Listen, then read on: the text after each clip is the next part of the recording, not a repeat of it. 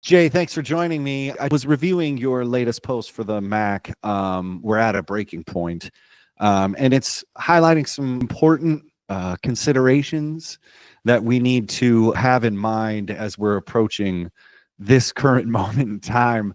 Do you want to just explain what your thought was and what were you reacting to when you created this?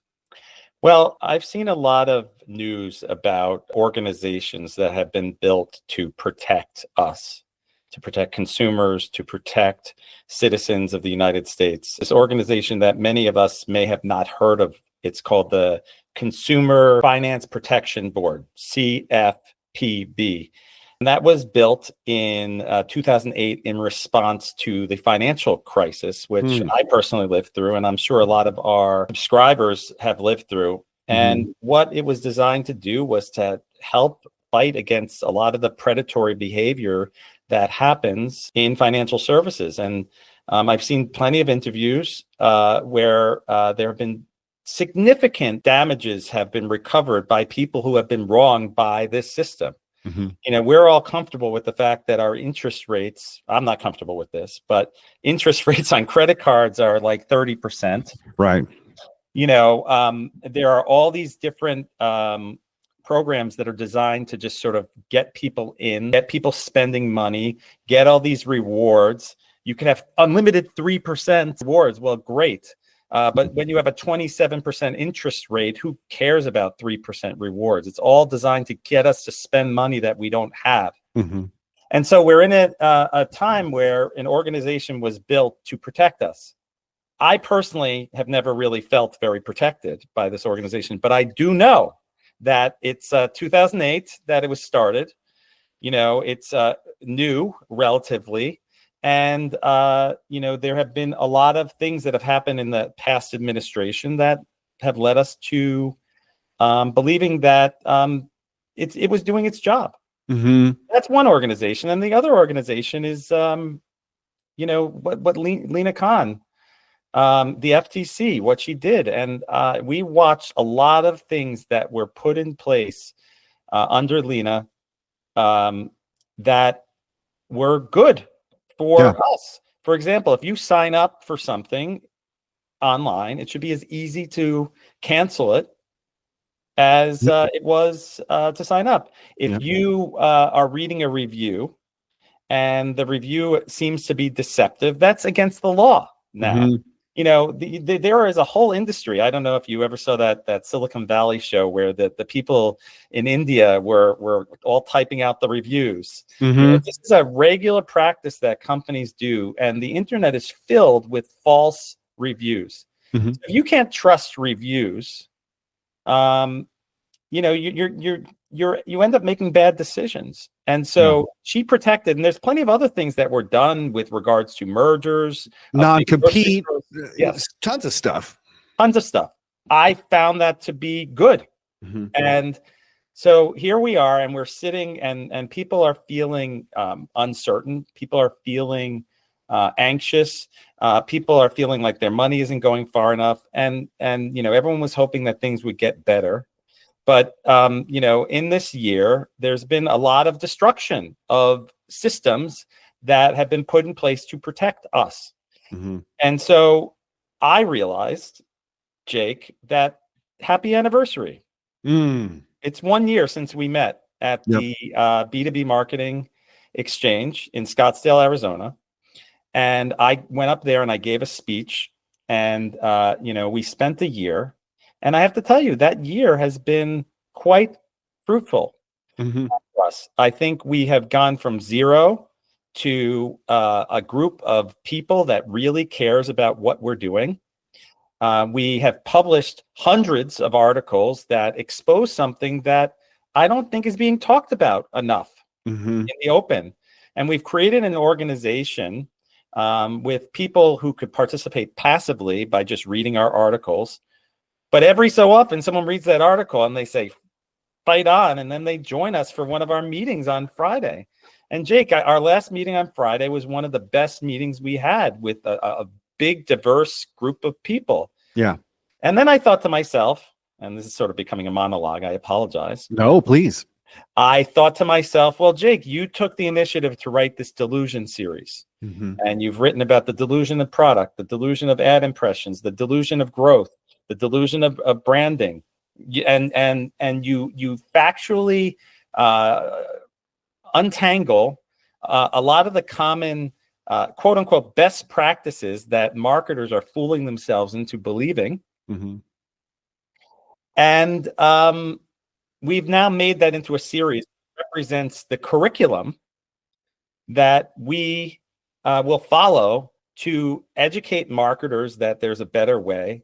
And the hope is that if marketers behave better, and then maybe companies might behave better, and then consumers will benefit. And I think we have to hit it from all different angles. And I realized that I literally woke up in the middle of the night last night and I said to myself,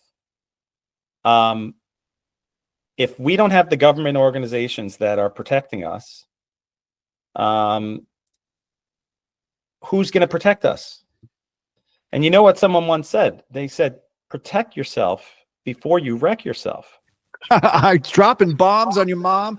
The truth is, the way you outlined it is that the CFPB and the FTC were actually government responses to marketers gone wild. Yes. A little bit, like promises gone wild. And really, if no one's going to hold you to account, then why would you be accountable? And it's really a clarion call for marketing practitioners to just take a minute and think about the narratives that you have and question them in regards to now knowing. I looked up marketing union. I was like, is there a union for marketers here? No, in other countries there are.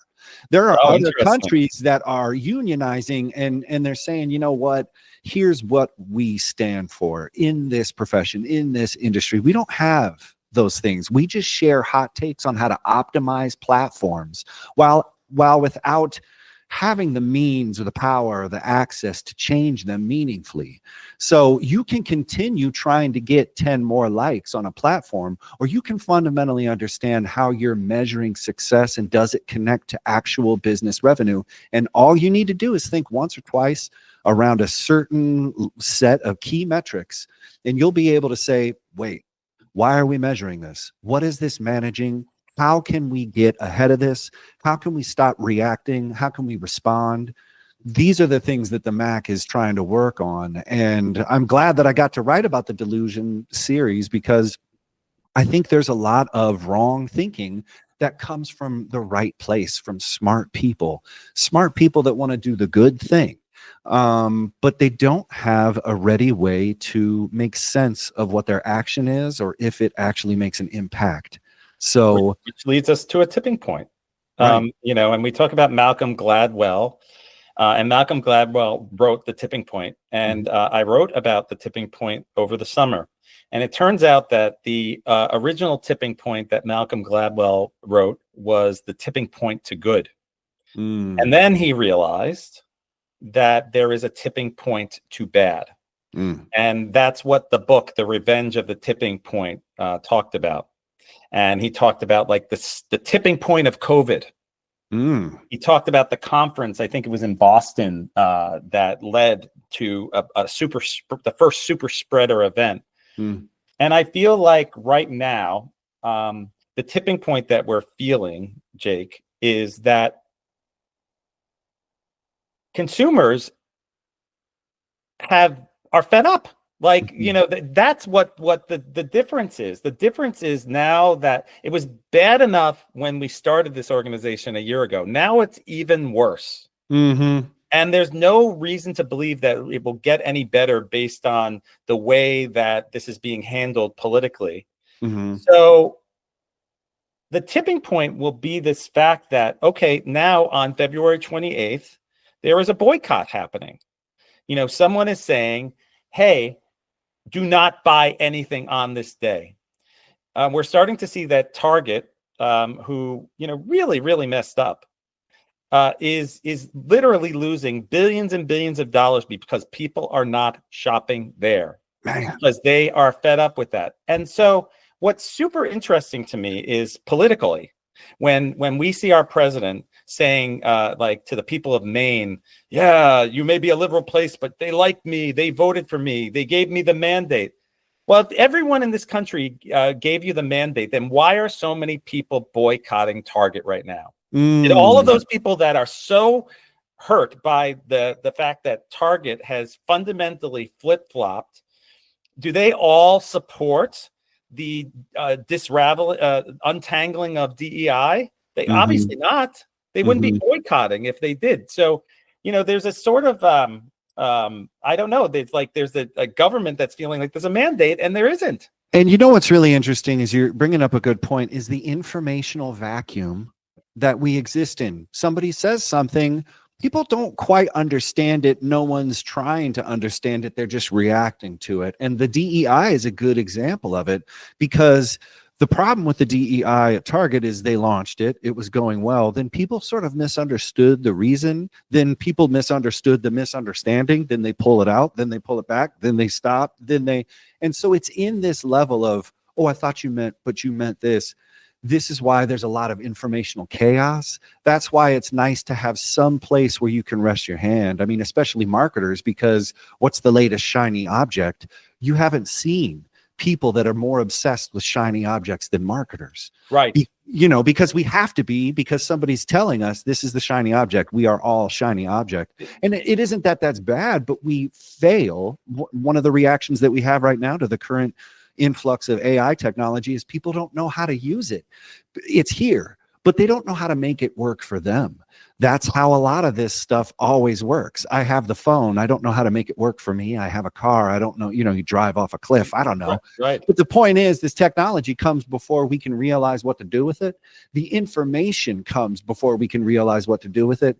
This is not a tenable position to think long-term, to react in a way that makes sense, to be stewards of a brand that is hoping to be here tomorrow. Our clients are hoping to be here tomorrow. When you don't know what truth is, or if you can rely on people to protect you, now you're really worried. And now you're probably going to be going more short-term, more money grab, less accountability, because who knows, Well, and that's that's the thing. So I don't have the backup to this other than what I experienced on TikTok, and I'm a connoisseur of TikTok. I like to use it, but over the last few weeks, there was a boycott organized around Coca-Cola, and they said that the Coca-Cola people let ICE come into one of their warehouses and take all the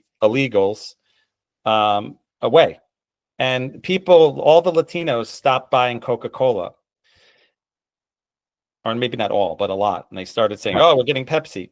And then a week later, from what I hear, Coca-Cola released a statement and said that was not true. But it was a week later.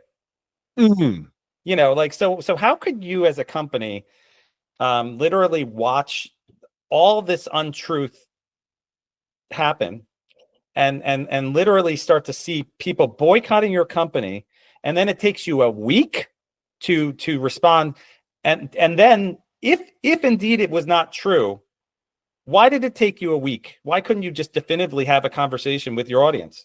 And also, maybe one of the reasons why we wanted to spread this around was, can you believe this? Can you even believe that this would happen? And that outrage is a great thing to play on, because it like, that is wrong. That shouldn't happen. If it never happened, well, now we're really upset about what? What are we upset about? Like that's exactly true. Like, I am more upset about Coca-Cola launching a brand called Simply Pop, which is not a very good marketing and branding positioning, especially when you have 3 or 4 really strong brands in the marketplace, and now you're going to dilute the brand Simply. Like, okay, Coca-Cola will have problems with bad marketing decisions, but if they're not doing things that are bad to their people. And I don't know, like, there have been political things that have gone back and forth. I'm not making any accusations. I'm just telling you what I saw on TikTok. But the truth is that, I think as a society, there are plenty of people that will take action because they hear something, and whether or not it's true.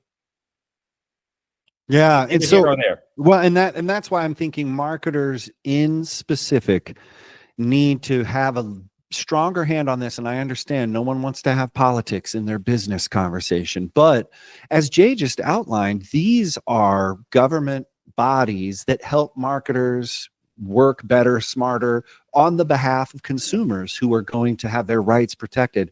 It's also going to make sure that other competing companies can have a hand. It's like anti-monopolization, that's still a good thing because everybody wants competition. So it's like these political things are seemingly on another lane, but they're very much indirectly and very directly associated with the craft of marketing, the industry know-how. So us having a place where we can talk about things,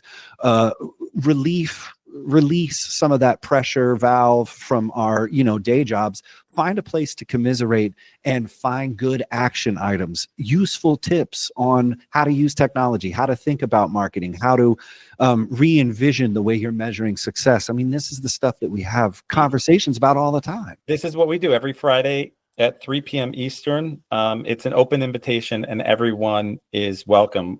Every week for the last 4 weeks, we've had a new guest that's bringing in a different perspective. And the cool thing about us is we don't all just yes each other and agree.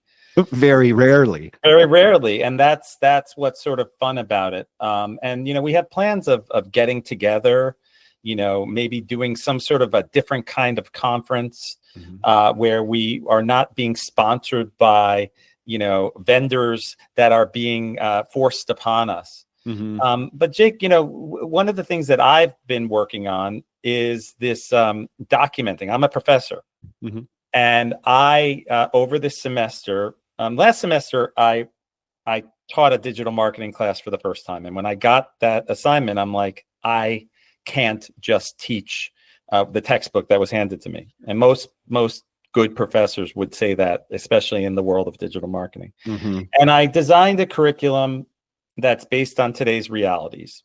And I did a few little videos where I walked around and shared some ideas.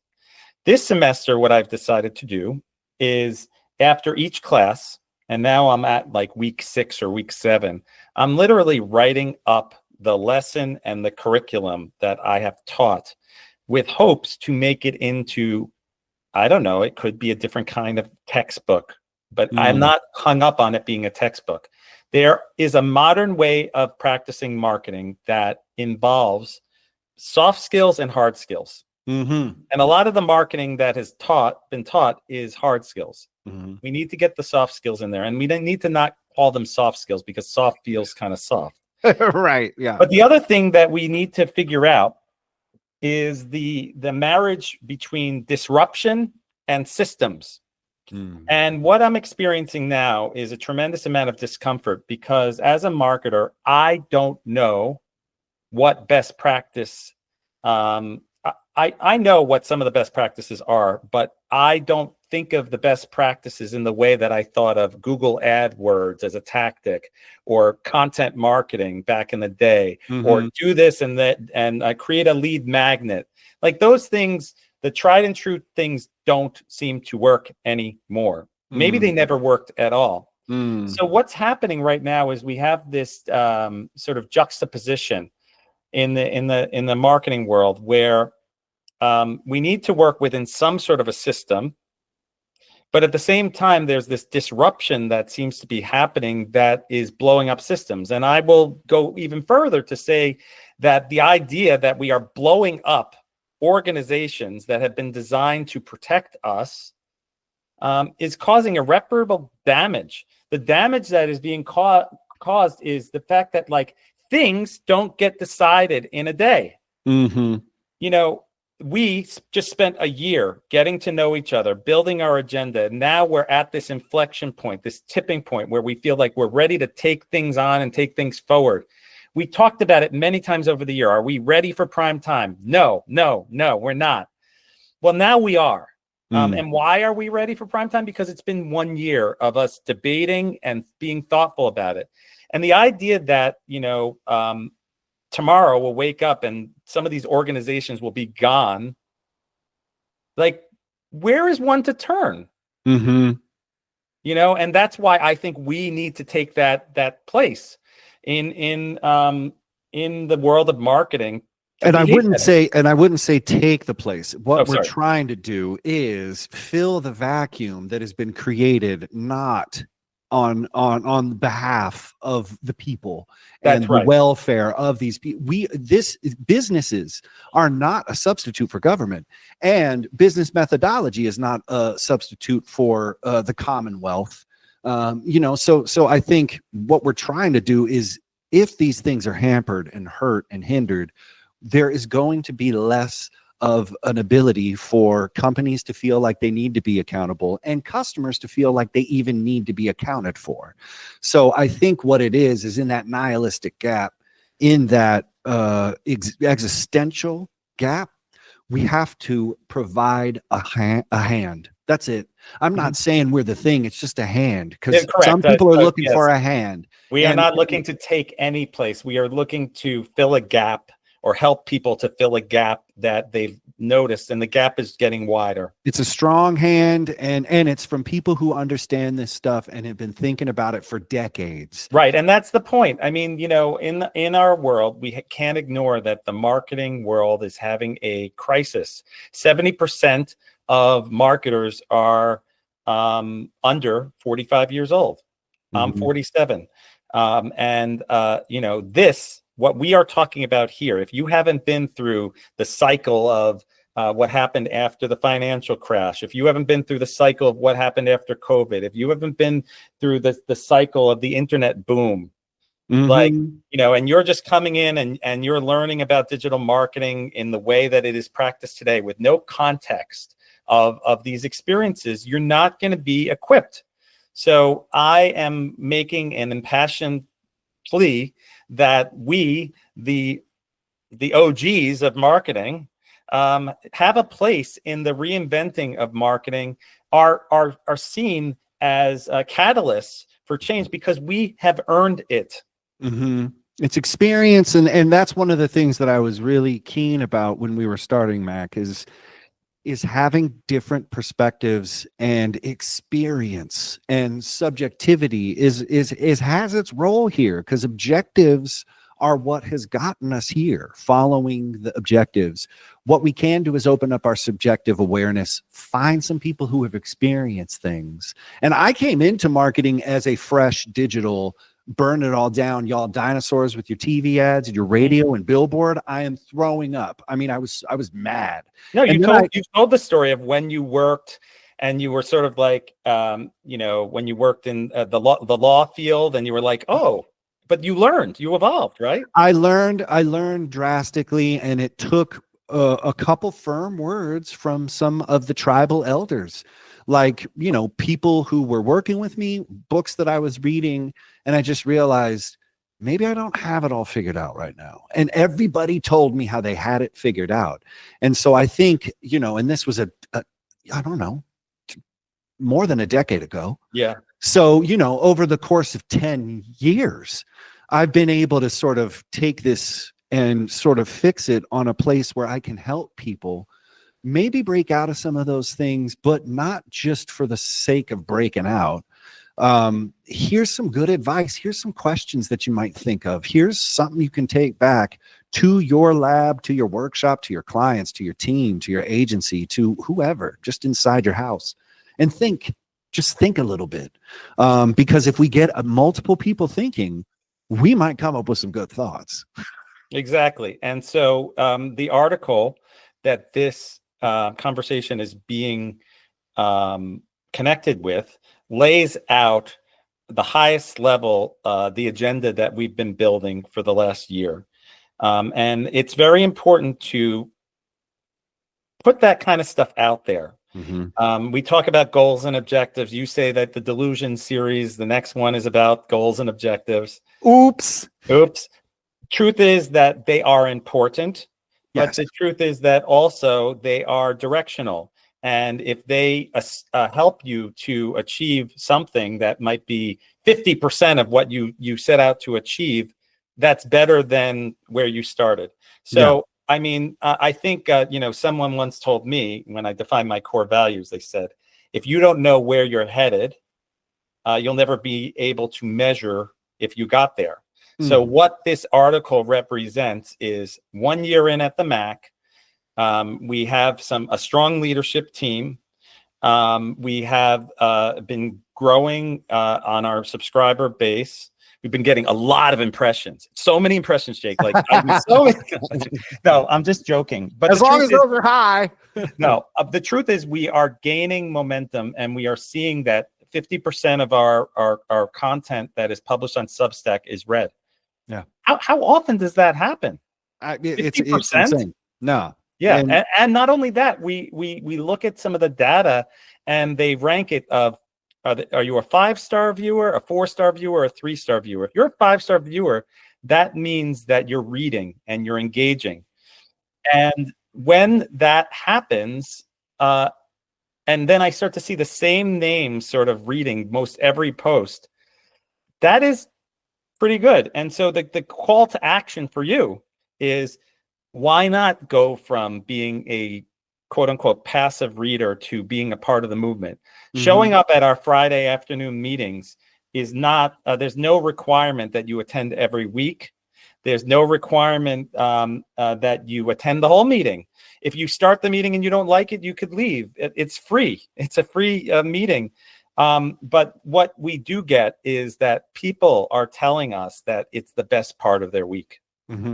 I believe it. Yeah. So check this article out. Please join us. Don't just be a passive reader. Join us for this moment. It's important. These things are going to come home. So let's have the lights on before they get here. Join the Mac. Be a part of the spark. Light the light lamp that people are holding on to. Let's do this together. Let's go. Let's go.